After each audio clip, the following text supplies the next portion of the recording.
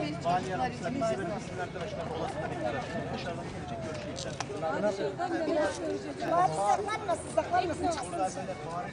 Biz Süleyman Demirel İlkokulu'nu buraya kınamak için geldik. Halide Kutlualp İlköğretim Okulu'nda yaklaşık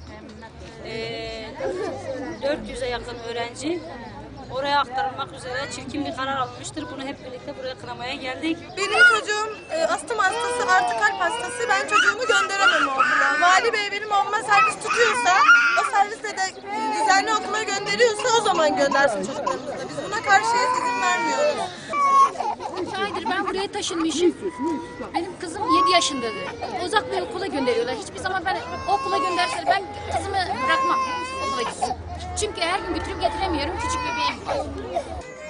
برای 6 سال یک گفتن امریکن birinci sınıfı ve ki ana sınıfı eğitim bebini çağırırken aynı vay birinci sınıfı eğitime devam keden zaten psikolojik okurum خرابی من چه گفتم میدونی میگو benim psikolojik خرابی حتی okurum جد قرار از هفته دیما okula başka معن میدار تابع قرشیمه ادي والله حتى روش كي كنت عم جواز مدرس منيش كبيمو خازنا تشغل أقوله بس أقوله بخميش بي جاب نقل هذا هري أقوله دي بسكولوجيكو بزاركو يعني راسنا بسكولوجيكو زاركي ما لايست منو بارك كم تحب زاركي ما هنا أرنو كم والي ولا أرد خنجي ولا أزاركي قرنو كم أقوله نودم خاندن كي ولا بلا ولا أكو تذكر كم بداس الخاطر بمني بتشبتينا إيفاي هذا كنت بلا صابخ شيء إلانجي في نايس هذه سو خلوا ما نزيك يا زاركي ما رأي تهلكة اللي تدو تنافس خبط أنا سرسلي أنا هرتش ضايع على بها يا هرتش ردت شد بس شو كوري خاركم أرنوكم هيك رنوكم ده حافظ زاركم هنا رنوكم أقوله.